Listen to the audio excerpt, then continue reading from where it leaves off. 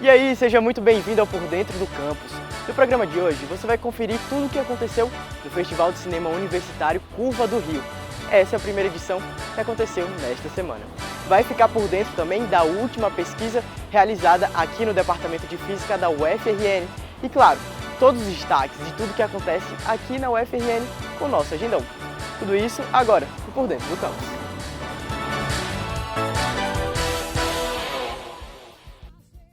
A busca pela qualidade e prolongamento da vida tem feito parte da rotina dos brasileiros. E aqui no Rio Grande do Norte, na UFRN, as PICs, práticas integrativas e complementares, contribuem para a promoção à saúde.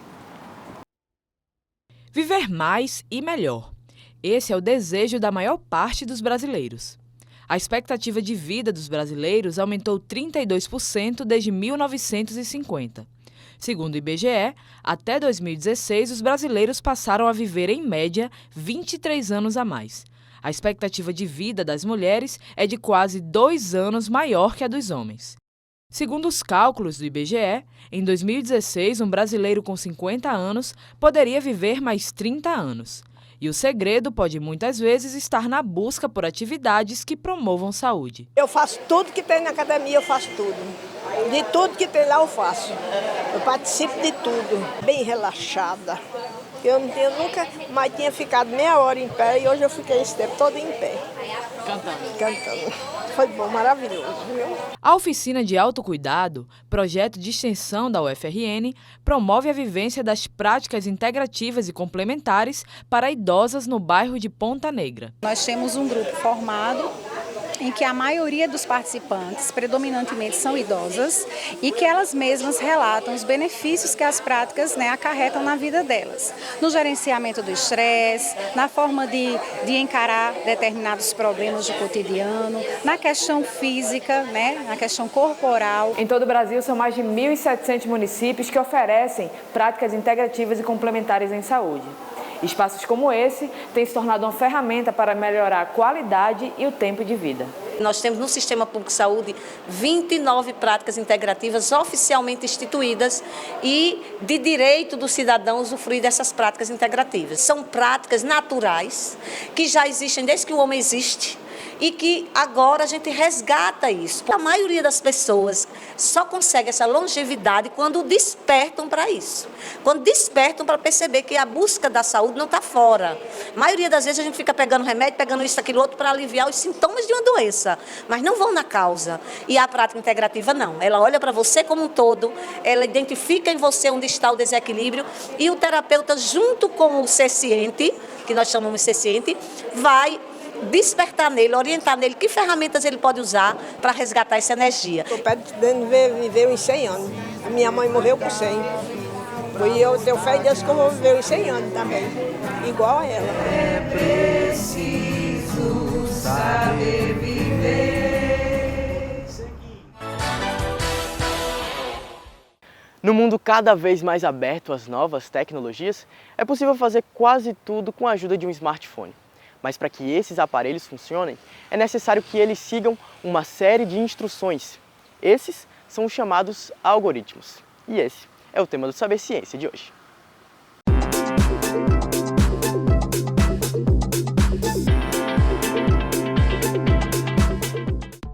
De acordo com a legislação vigente, reincidência criminal significa uma condenação judicial por um novo crime. Segundo o Instituto de Pesquisa Econômica Aplicada, o IPEA, só no Brasil, 1 em cada 4 ex-condenados volta a cometer um novo crime dentro de um prazo de 5 anos. Nos Estados Unidos, pesquisadores compararam o percentual de acertos de um software utilizado para detectar a possibilidade de reincidência com o palpite humano. E a proximidade dos resultados impressionou os envolvidos na pesquisa. Mas será que o algoritmo da máquina pode ser preconceituoso? É hora de descobrir. É hora de saber ciência.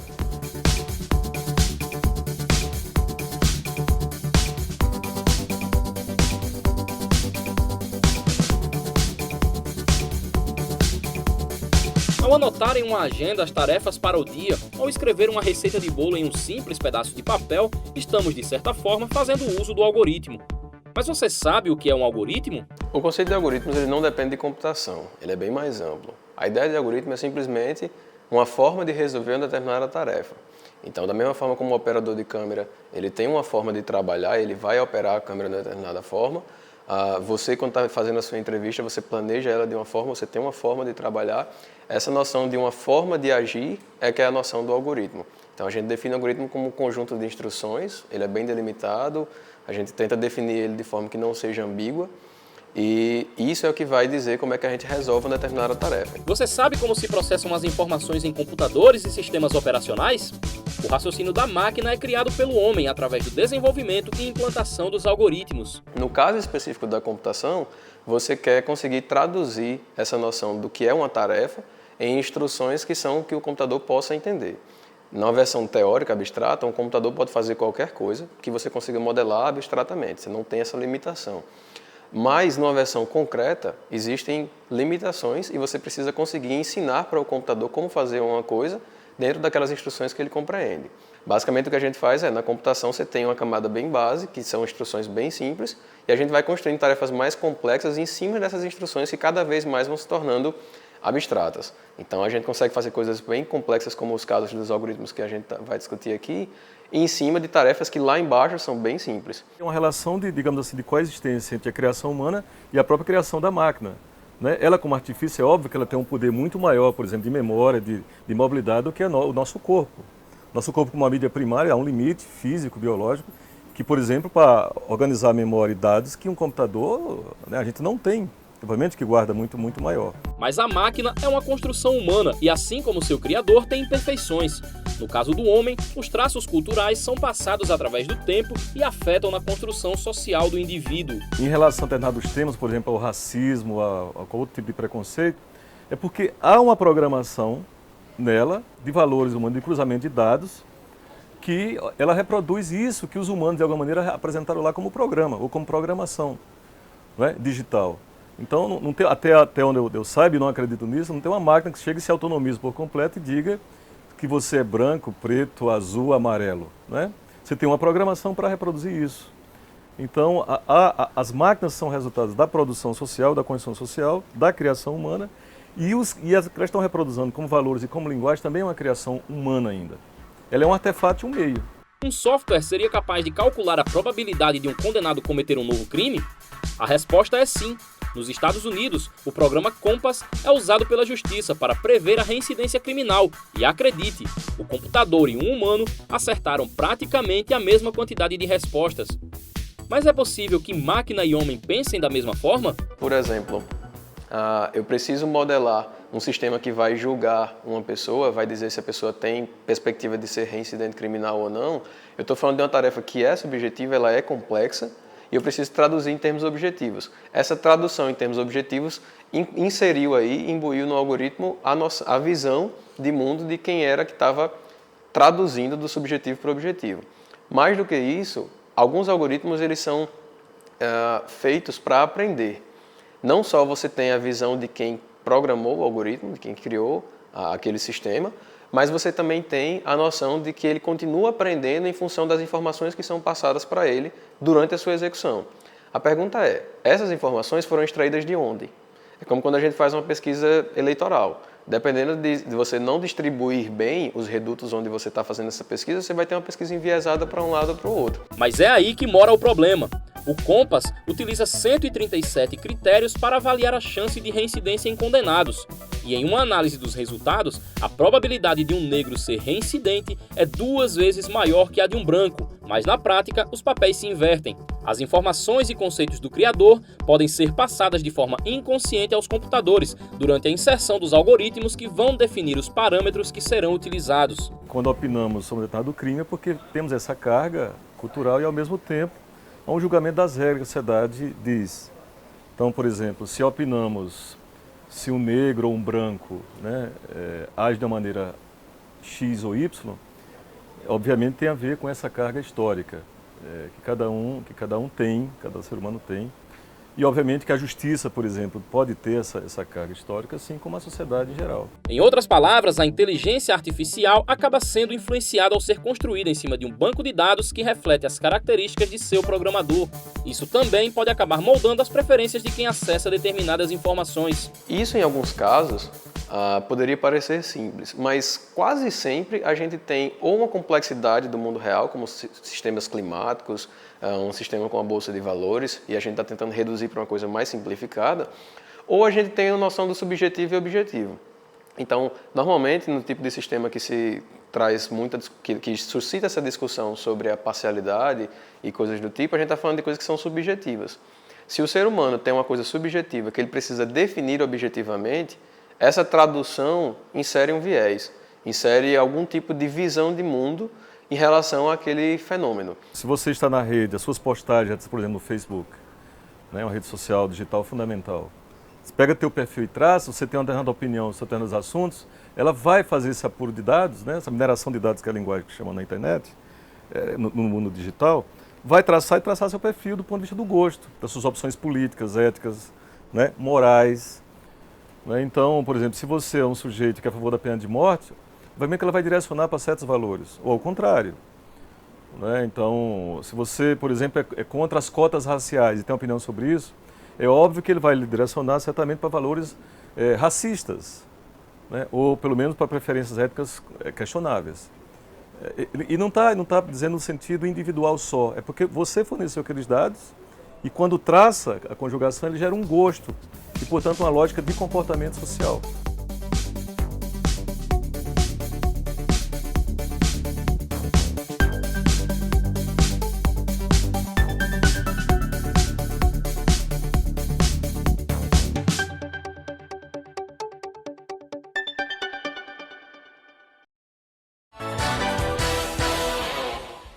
Nesta semana, a UFRN recebe a primeira edição do Festival Curva do Rio de Cinema Universitário. O evento é nacional e pretende apresentar o nosso curso de audiovisual e reunir produções nacionais.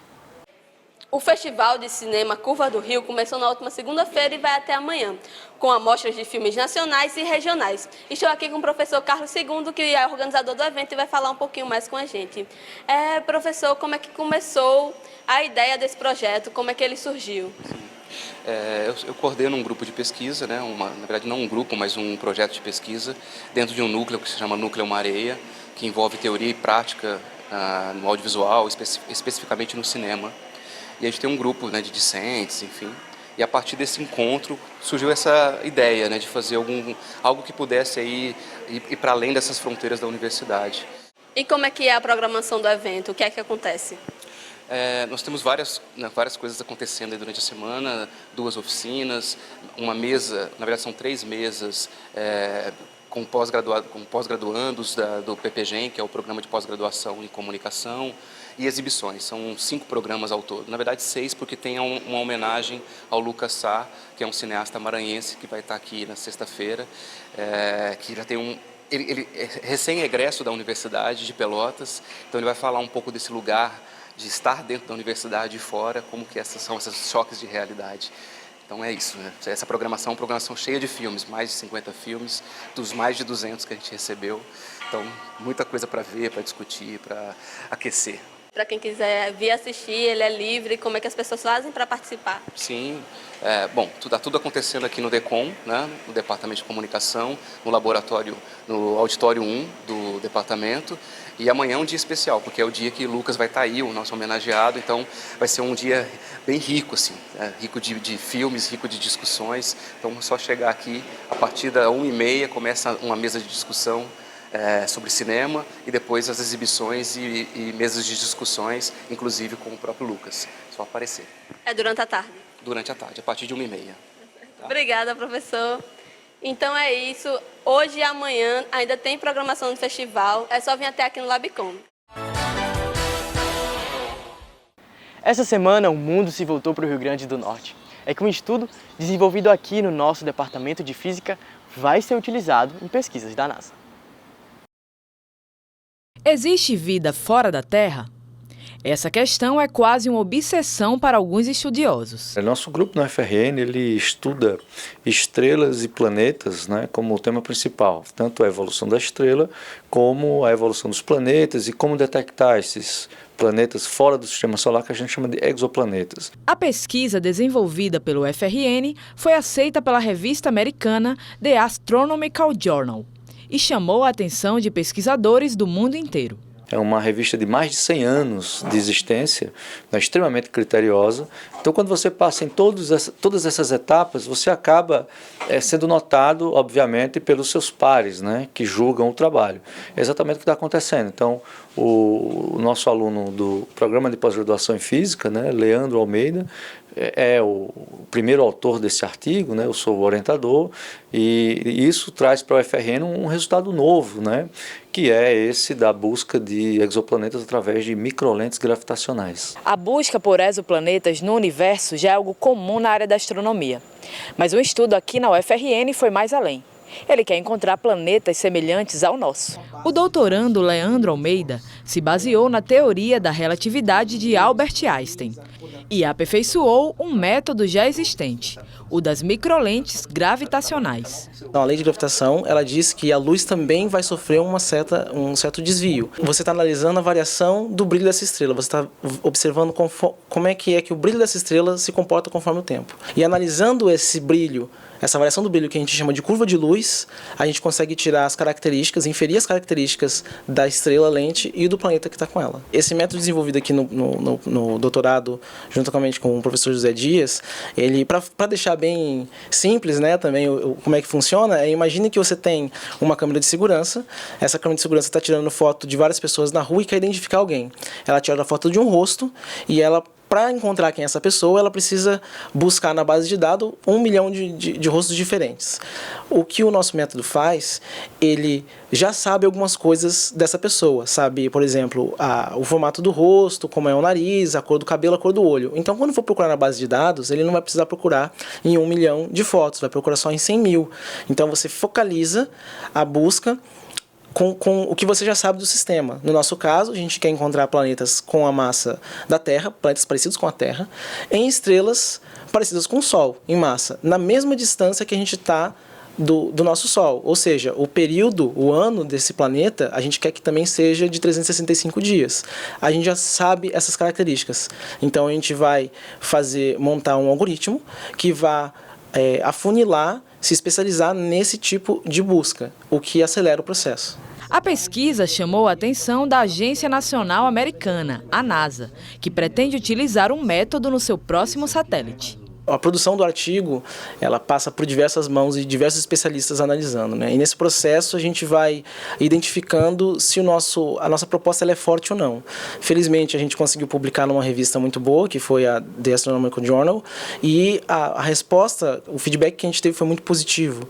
E isso, claro que a gente fica muito feliz em saber que a UFRN está ativamente contribuindo cientificamente nessa área de detecção de exoplanetas e levando o nome, né, da UFRN.